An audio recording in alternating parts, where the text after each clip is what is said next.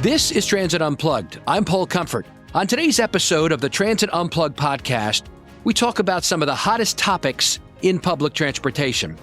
And they are written in a book called The New Future of Public Transportation, which I put together with 30 of my friends and leaders of top transit agencies, consultants, and experts in the technology field from around the world. The book is out now. It is The New Future of Public Transportation, basically the next phase of my book I wrote a few years ago before the pandemic called The Future of Public Transportation. And Society of Automotive Engineers reached out to me about 9 months to a year ago and asked me if I would be interested in writing an updated version, kind of a post-pandemic version. What are the hot topics now? You know, new things that we weren't really talking a lot about back then. Cybersecurity, AI-driven advancements, hydrogen fuel buses, infrastructure challenges, workforce shortages, all of those things. And so I accepted and invited these 30 top leaders from around the world to write on 5 topics: people, modal futures, zero-emission vehicles, data, funding and faring, and for one extra bonus, geographic futures. Later on in the podcast at the end, I'll go through each of them and what their chapters are about. But this, as an intro, is an exciting time to talk about these important issues. On today's episode of the podcast, I spent some time talking to 2 of the guests who wrote in the book. First is Dr. Karen Philbrick, a friend of mine and executive director of the Mineta Transportation Institute. She wrote about cybersecurity, workforce shortages, operator mental health, rebuilding ridership, safety in transit. She talks about that on an interview right after this opening. Then after that, we hear from Paige Malott, who is a high-speed rail researcher with the International Union of Railways and a consultant with her own company, P7 Strategies. This is one of the hottest topics. You know, we just had Brightline trains break ground on the Southern California, kind of LA to Las Vegas route that they're going to have probably America's first real high-speed train at over 200 miles per hour coming. So it's on the minds of people here in the U.S. And of course, they really know how to do this well in Europe and Asia. And she's seen half the rail systems in the world and talks about them on today's podcast on the second part of the show. And then on the third part, as I mentioned, we'll dive a little bit into all the other contributors to the book and what their topics are. It's a great day to celebrate the new future of public transportation. Now let's join my conversation with Dr. Philbrick.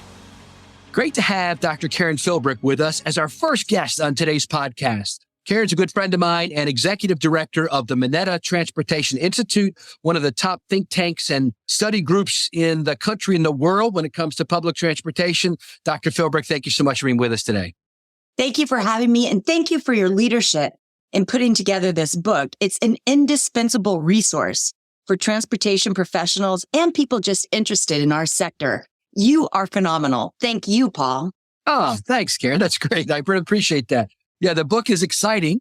And as we record this today on May Day, May 1st, the book has rocketed to number 1. Even before, today was supposed to be the launch day, which is why we're recording today. But Amazon put it out a little early and it already went to number 1 in multiple categories. So very exciting. And I'm sure your chapter is one of the big reasons why, Karen, which is why I wanted you on the show today, because you cover probably more topics than anybody else in the book.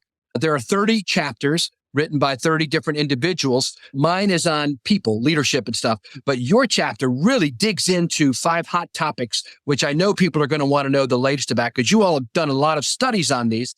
You have some personal knowledge about some of these topics I think that'll be very interesting. And they are cybersecurity, workforce shortages, operator mental health, assaults on transit, overall safety, and then rebuilding ridership.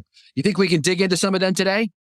I think we can, and I think we should. Yeah, good. You know, I was just out in the Midwest part of the country with a CEO, and he told me they just had a ransomware attack, and they had just worked their way through it. They didn't pay the ransom, but it was very difficult, very challenging. I actually did a presentation with him, and his laptop was shut down. He couldn't do anything. He'd lost the presentation. It was, you know, that's small potatoes compared to what really happens, but it has a big effect, doesn't it, on a transit agency? Absolutely. It affects every level of the transit agency and potentially the riding public.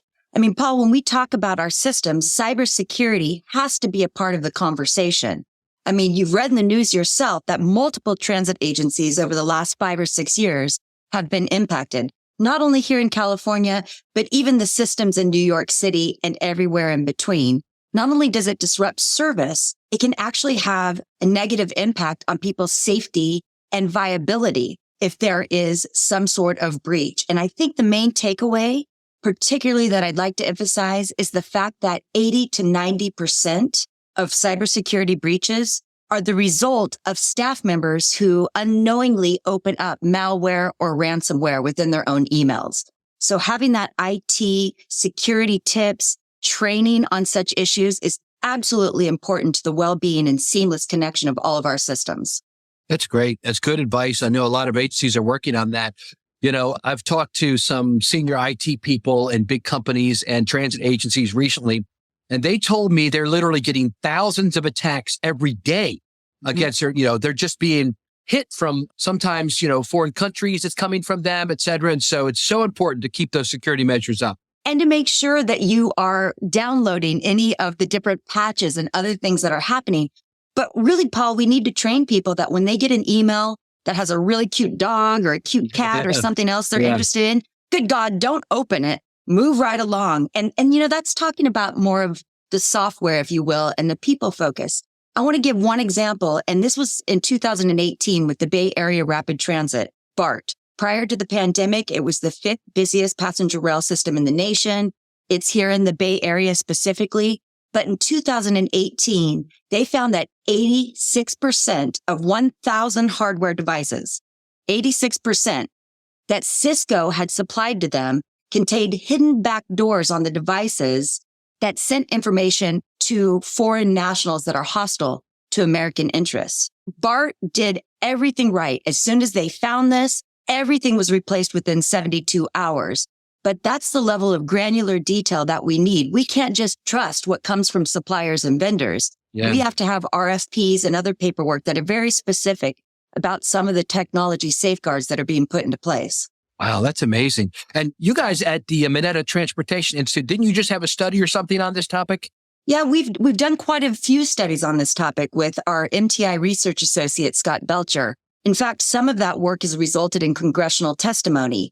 And really, we tried to identify what was the issue within public transportation. And we worked hand in glove with the American Public Transportation Association, commonly known as APTA, to help survey the different transit agencies to determine where those hotspots were and what best practices could be introduced into our sector to help with any of these issues. So we continue that line of work. We are paying very close attention to it. That's wonderful. Let's move on to the next topic then, which I know is near and dear to both of our hearts, and that is workforce shortages. Post-pandemic, a lot of transit agencies have had trouble. What do you have to say about that? I have more than you can imagine to say about this. This is one of the areas that I am particularly passionate about. And I want to just step back for a minute, Paul. When you gave me the honor and the privilege of asking me to contribute, I sat and I thought, what do I get most passionate about? What do I think are the big issues?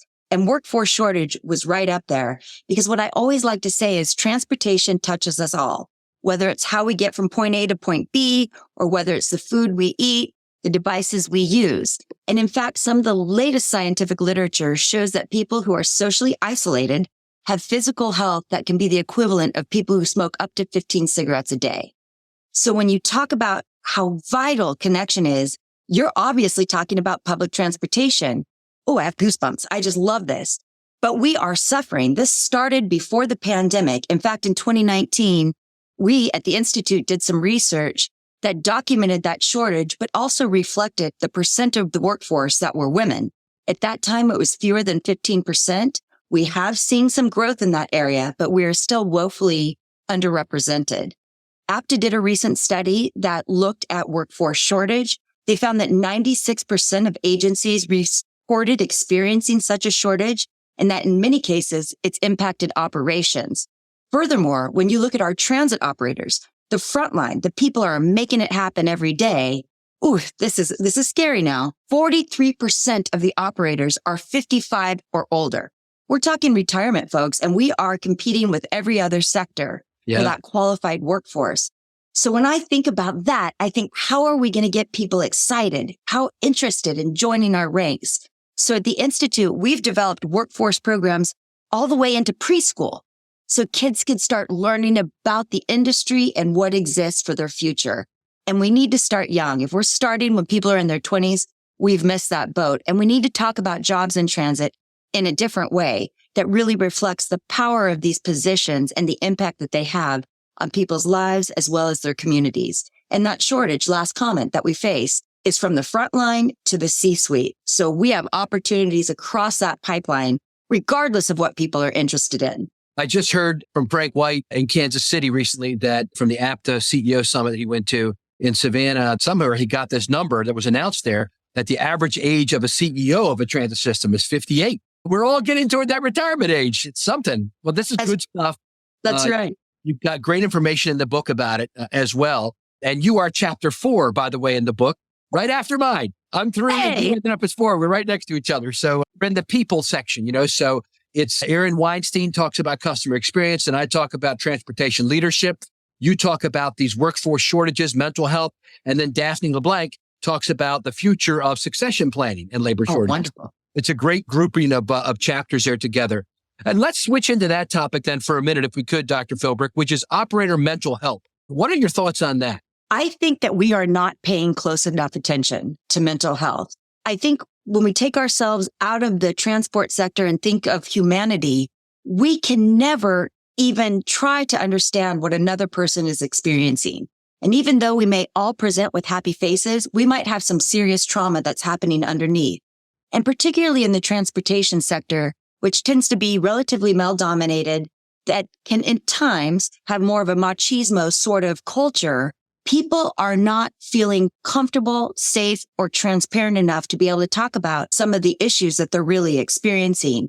And for me, I'm a psychologist by training, double master's, PhD, different disciplines. My entire career has been in transportation.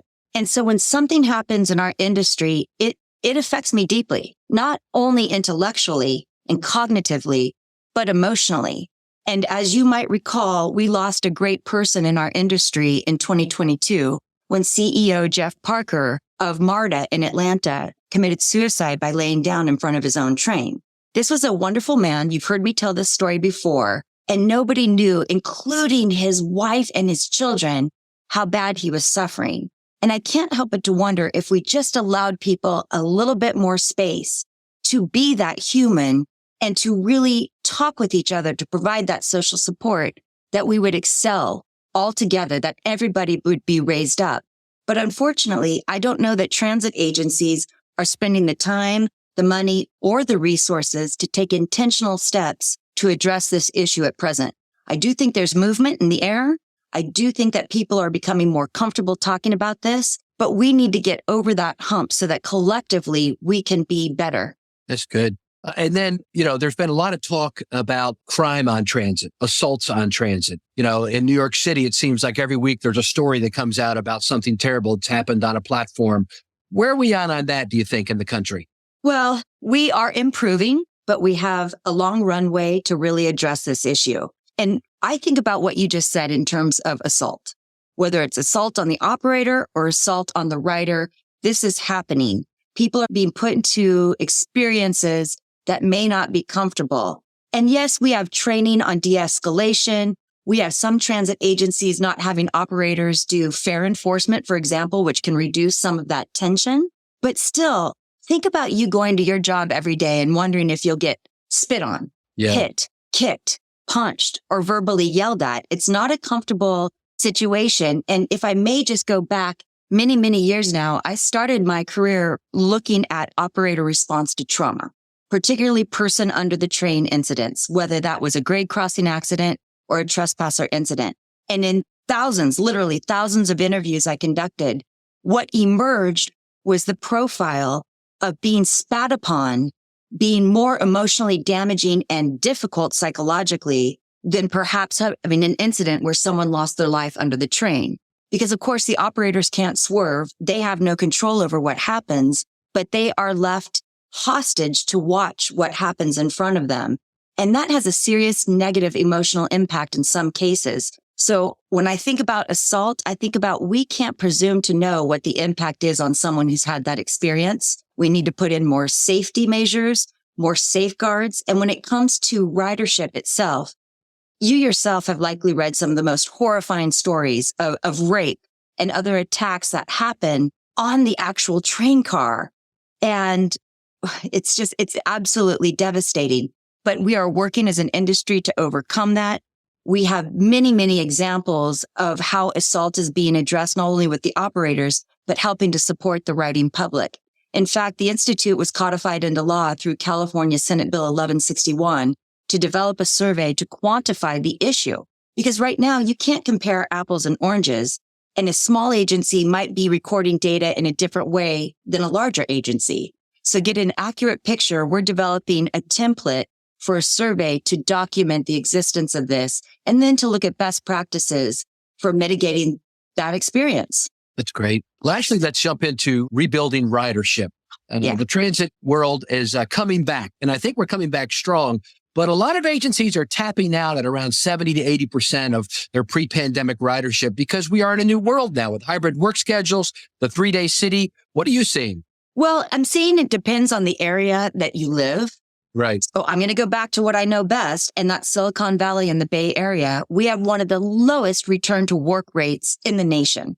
Okay. In large part because we're in the Silicon Valley and it's a tech-driven economy where people can do their jobs remotely. Right. So what we're seeing is agencies looking at ridership trends and changing their service. Maybe they no longer provide bimodal service at the peak distribution hours. Maybe they offer more evening service or more weekend service because they're seeing riders using the system for reasons other than commuting to work. And I think we need to really pay close attention to that. Certainly, we've seen ridership rebound very strongly on the East Coast, particularly in Washington, D.C. and New York City. We do see some of our other agencies struggling because people are still working through the cognitive mindset of the pandemic and feeling like exposure might be strong, or they got used to being in their own vehicle and have forgotten the ease, the convenience, the sustainability of using transit instead. So I think we need to be nimble. We need to be able to pivot. We need to look at the ridership numbers, and we need to adjust to provide the best service possible. Yeah, and in doing so, we'll rebuild that ridership. That's good. I always think about what Jeremy Yap told me. He runs Singapore's LTA transit system. And after the pandemic, he said, the silver lining is I don't have the peak of the peak of the peak anymore, where I have to put all my resources out there. Now I can spread them out and serve more people throughout the day. And I think, well, like you said, that's what a lot of transit agencies have done. Dr. Philbrick, thank you so much for being not only a part of our podcast today, but an integral part of our new book, The New Future of Public Transportation, talking even more in depth on all these topics. Thank you for having me. It was just delightful. Thank you so much. You bet. What a great interview with Dr. Karen Philbrick, Executive Director of the Mineta Transportation Institute, where she covered some of the hottest topics affecting our industry that she wrote about in my book, The New Future of Public Transportation.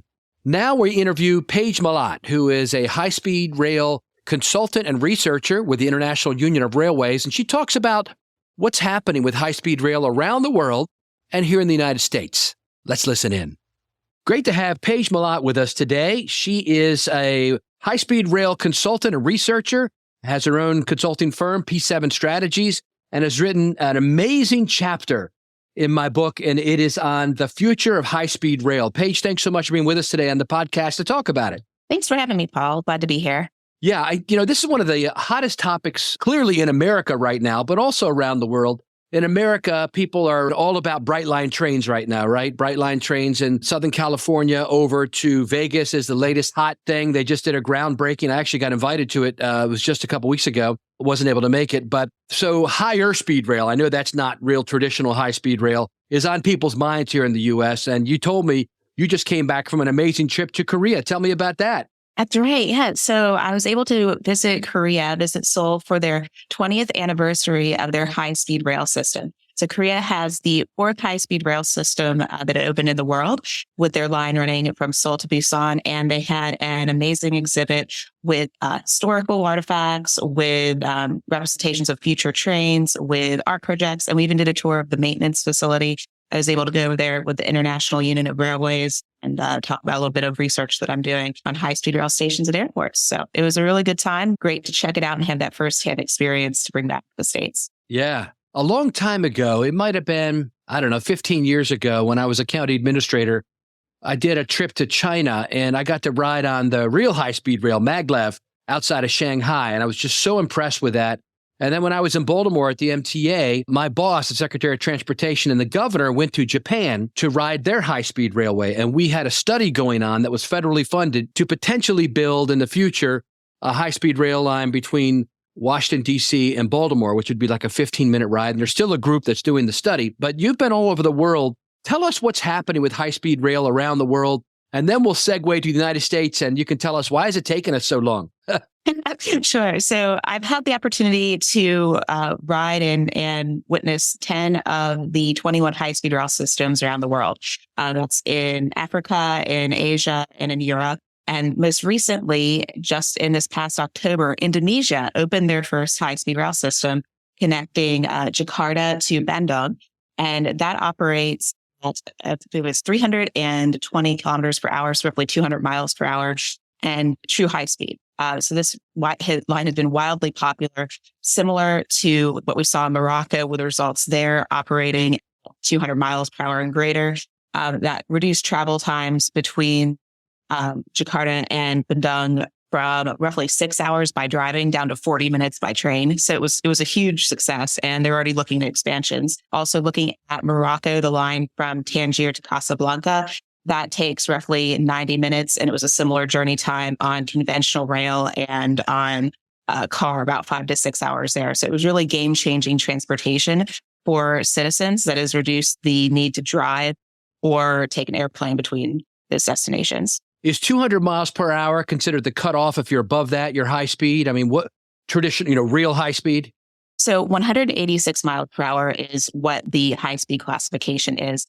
And it's also the speed that trains can compete with air travel. So what we're looking at is anything greater than 186 miles per hour is high speed rail. The next step down is 125 to 186 is intercity rail, or what we call in the States higher speed rail. Right. And then anything below 125 is conventional rail. Okay. So the Bright Line train in Florida is the higher speed, but the one they're proposing out west is going to be 200 miles per hour. So that one would be classified as a true high-speed rail. So what are some of the fastest trains in the world? Do you know? I mean, how fast are they going? It seems like the one in Shanghai I was in was really fast. Yes. So China has the fastest high-speed trains in the world. They also have the most high-speed lines in the world as well. And these have really changed where people can go in the country. It's serving rural areas as well, connecting the bigger cities. And what we've heard is essentially the mayors in the towns are getting demand from the folks in town saying, when is the station coming here? Doesn't matter what the size of the town is. People are excited for it. So it's really seeing those game-changing outcomes and connecting places that are looking for more opportunities. Yeah. I like the phrase here that I've heard used, which is high-speed rail is great for places where it is too long to drive, but too close to fly, really, to get on to go. To fly, spend an hour and a half to get on your airplane, to park, but do your bags and fly, then another.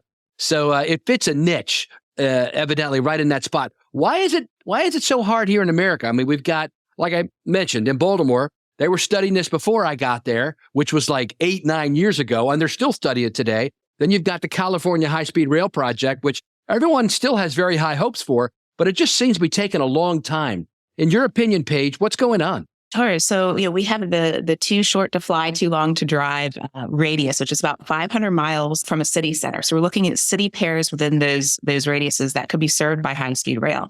And we currently have a gap of that in America where there may be existing intercity trains, but they have been underserved and underinvested in. So they're not being utilized by people. I think a great example of this is from Chicago to Cincinnati. We've got a corridor that takes roughly 90 minutes to fly, 5 hours to drive. And there is an intercity train between these cities, except it takes 9.5 hours to get there. The train comes 3 times. Wait, it gets better. Okay. 9.5 hours to get there. The train comes 3 times a week, and it leaves Cincinnati at 1 a.m. Now, these are cities, that have a population area of close to like 1 million people, right? And so they're sizable cities, goes through Indianapolis as well. So these folks have been historically underserved by intercity rail. And I think we are looking at how we can have these game-changing solutions from underinvestment in existing passenger rail. The Bright Line West is going to be a great leading project for that because, everyone in the States ends up in Las Vegas at some time. It's a city that attracts people from everywhere. It's not necessarily being somewhere on the coast. Everyone comes there to have fun. And I think having a rail line there connecting into LA, particularly with the Olympics coming up, is going to be a great opportunity for people to see firsthand what actual high-speed rail is in this country and how that can deliver results. I know there's a lot of environmental regulations. There's people that sue to stop things from coming through their neighborhood. These are some of the issues that I've experienced personally in my previous jobs. Oh, and of course, nowadays, everything is going up in costs. But what is taking so long here in the U.S.? Why can't we get, a real high speed above 180 mile per hour train? I think part of the issue is kind of looking at what we need to do to implement fast trains. One of the rules that we have is that if we have a grade level crossing, so where cars intersect with trains, that we can't have speeds that go over 125 miles an hour. That's basically the regulation there. So when we're looking to have trains that are competing with speeds of airplanes, right, like the 186 miles an hour trains and having those competitive travel times, we're needing to build grade separation for that. And that's going to cost more money. So it's going to take a little bit longer to do. It's going to have higher infrastructure costs. And that all takes political will and business partners and money to do. Yeah. And getting all of that lined up takes time, particularly when we haven't had the generational investments in rail like other countries in Europe have. But I think we're getting to a point now where we're seeing other countries such as Morocco, such as Indonesia, that have had these projects that were able to get them off the ground quickly and have seen the results. And it's showing that as a well-resourced country, we should be able to do the same. Yeah, I think it requires sustained political support. And that sometimes is hard to get because we're turning people over in office every 2 to 4 years sometimes. And the political pendulum sometimes swings. So what do you see as the future of high-speed rail? I mean, that is the subject of your chapter and people can read about it in the book. It's available now.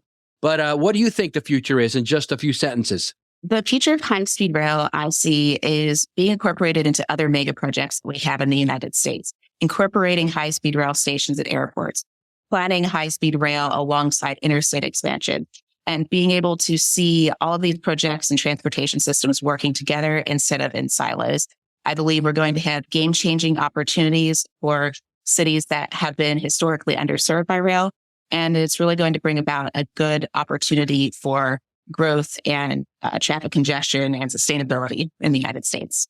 That's great. I hope your prediction and your future comes true. That's great. Paige Malott, thank you so much for being not only a part of our podcast today, but also a contributor to our book, The New Future of Public Transportation. The title of your chapter, which is Chapter 8, is The Future of High-Speed Rail. Thanks again. Thanks so much, Paul. What great interviews today with two of the contributors to the book. Now I'd like to take a few minutes and share with you the rest of the contributors to the book and all the topics that are included in it. As you know, I've written about a book a year since I left the MTA as CEO in Baltimore 6 years ago, and they've covered all kinds of topics. My first book was Full Throttle, Lessons on Leadership. The next was The Future of Public Transportation, which was the predecessor to this book. Then there was a children's book, and then a book on conversations on equity and inclusion in public transportation, which was #1 on Amazon for 6 weeks. And then I did a cookbook last year featuring recipes and stories from public transit executives around the world called Comfort Food. In this post-COVID world, there's enough changes happening in the transit industry that it merits and warrants a new book with new subject matter. I was able to get 30 top transit and technology leaders from around the world to write chapters on their areas of expertise. And man, they're very well-written chapters from these leading figures, from topics such as hydrogen-fueled buses to AI-driven advancements to cybersecurity. So much has changed in the last 4 or 5 years. And so it's exciting to have all of this information compiled into a book. It's great for people who are interested in public transportation, the future of cities, sustainability. It's focused on those topics. And I want to share with you some of the people who are in the book. Actually, I'm going to take a few minutes and actually walk you through everyone who wrote in the book, because I think each of them deserves some recognition for what they've done. First off, I was very honored that Mark Miller wrote the foreword to the book. Mark was one of the people who brought me to Trapeze at the time and now Modaxo, and he was the founder of Trapeze and now is the head of Valeris and still very involved with Modaxo and all the work we're doing. He wrote the foreword, and it was a very nice, kind foreword. He's one of the smartest guys I know, and it was an honor to have him in the book. And then Mohammed Mezgani writes the first chapter. He kind of kicks off the book. Mohammed, as you know, is a CEO of the International Transportation Union, known as UITP. And he writes about the future of public transportation globally. It's a fantastically written chapter that you need to read. Then we break the book into sections. There's a section on people, a section on modal futures, modes of transportation, then a whole section on zero-emission vehicles. There's so much talk about that. I wanted to have it come from multiple perspectives. Then we go into data and big data and how it's being used in public transportation with several chapters there. And then, of course, funding and faring with all the transit agencies ready to hit the fiscal cliff this year in the U.S. and Canada and around the world as the COVID money runs out. We talk to people about what are you doing about that? And also faring. Are we going to do this zero fare thing or not? We talk both sides of that. And then we look at some special cases, geographic futures for what it looks like. And so each of those areas has multiple authors who wrote it. This book is hefty, not as hefty as my first one, Future Public Transportation, which was about 450 pages. This one is 350 pages. We kept it 100 pages lighter for you, but it's still rich and dense of great information. The chapters on people are written by Aaron Weinstein, customer experience extraordinaire, writes a chapter on the future of customer experience. And you know me, I'm a people person. So my chapter is on the future of transportation leadership. And I'm speaking on that, by the way, all over the country and the world at various conferences, and have a new conference coming up. I'm going to be the keynote speaker. I'm announcing here today, coming up at a state conference in the middle of the United States. We'll tell you more about that coming soon, where I'll be sharing there in September. I spoke at CUDA and the Southwest Transit Association on that topic, along with Frank White from Kansas City. The third chapter in this area of people is written by my good friend, Dr. Karen Philbrick. You may have heard of her before. She's very famous in the industry. She is the executive director of the Mineta Transportation Institute in California. And she writes an all-encompassing chapter on the future of workforce shortages, mental health assault, and rebuilding ridership. Then we hear from Daphne LeBlanc, who wrote a chapter on the future of labor shortages and succession planning. She's one of the most successful transit industry recruiters in America. Then we switch into modal futures, and I asked Harold Humphrey, who was in charge of bus transportation in the cities of Dallas and Atlanta, to write a chapter on the future of bus transportation. Nat Ford, former chair of APTA, industry leader and now head of Jacksonville Transit, writes on the future of autonomous vehicles. He's been working in that area for years. Paige Malott, who is a high-speed rail researcher with the International Union of Railways and the second guest on today's podcast. Then Laura Hendricks, who is the chairman of the North American Transit Alliance and the CEO of Transdev, the largest contractor in the country, writes a chapter on the future of public transportation contracting. My friend Roger Helmy with Modaxo writes about the future of integrated mobility, as does my pal Ron Brooks write about the future of paratransit. He's very active in that field. Jody Godfrey writes on the future of transit safety. Brett Koenig writes on the future of smart infrastructure asset management. Carl Atencio, who is in charge of maintenance here in the U.S. for one of the best train companies I know of, Rocky Mountaineer, writes on the future of rail fleet maintenance. And then my pal Magda Robertson from Australia writes on the future of automation and heavy rail from Australia and New Zealand. And then Juan Carbonell writes on the future of mobility as a service. Who better than him to handle that topic? Then we move into zero-emission vehicles. There's been so much talk this year about how battery electric buses didn't make the grade in the cold weather states and in Canada, and many of them are moving to hydrogen, but we cover all the topics. We talked to Craig Cipriano, who talks about the future of zero-emission transformation. He heads up that topic for one of the nation's largest engineering consulting firms. Then Doran Barnes, former chair of APTA and the longtime CEO of Foothills Transit, writes on the future of ZEB and hydrogen-fueled buses. His chapter tells a story about how he ended up with the largest hydrogen fleet in America right now. Kurt Conrad, from the home of the Pro Football Hall of Fame, heads up the transit system there in Canton, Ohio, writes on the future of how hydrogen-fueled buses work. And he's one of the smartest guys I know on the topic and also a great humorist. Gary Waits writes on the future of EVs, and Monica Backman from Northern Virginia writes on the future of equity, climate change, and EVs. What's it sounding like to you? I mean, aren't these some of the biggest names in transit writing on really their areas of expertise? Let's plow through the last 10 chapters. Simon Reed, who worked at Transport for London for such a long time and helped them in this area, writes on the future of contactless payments and big data.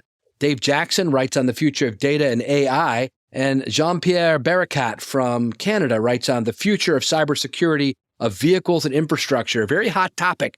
since so many transit agencies are being hit with ransomware and cyber attacks. Then we move into funding and faring. What's happening with the fiscal cliff, and are we going to do zero fares or not? Well, we talk about it. Davey Kim, who is the former Secretary of Transportation in California, writes on what's going on with road charging and the future of transit funding. Noah Berger, a big advocate of zero fares from outside of Boston at MEVA, writes about the future of zero fares. And Rich Sampson, who debated him for me at an event we held last year at the Think Transit Conference, writes about the future of faring. Rich is the executive director of the Southwest Transit Association, representing 8 states. And then we move into geographic futures. Scott Bogren, the executive director of the Community Transportation Association of America, my good friend for the last 30 years, writes on the future of rural and tribal transportation here in the U.S. And then we jump overseas to Australia, and Samantha Abidera, who is head of transport in Brisbane, Australia, writes on what they're doing to get ready for the Olympics and zero emission and the future of transportation in that city and region. And then my good friend Peter Varga anchors the book in chapter 30. Former chair of APTA and head of the RAPID, writes on the past, present, and future of U.S. federal transportation funding. Thanks, Paul, for that great introduction to your book. I know we're all anxious to start reading it. This is Tris Hussey, editor of Transit Unplugged, and thank you for listening to this week's special episode celebrating Paul's newest book, The New Future of Public Transportation. And thanks to our guests, Dr. Karen Philbrick and Paige Malott, talking about their contributions to Paul's book. Coming up next week on the show, we have something very special for you. We have Andy Lord, head of Transport for London, the world's largest public transportation network. In this great conversation with Paul, Andy talks about what it's like managing the world's largest public transportation network and his career that started off in aviation and how that applies to public transport. Did you know that you could email Paul a question about public transit or leadership or anything like that? Just drop him a line at paul.comfort@transitunplugged.com. He'll read your question and, hey, he might even answer it on the podcast. Transit Unplugged is brought to you by Modaxo. At Modaxo, we're passionate about moving the world's people. And at Transit Unplugged, we're passionate about telling those stories. So until next week, ride safe and ride happy.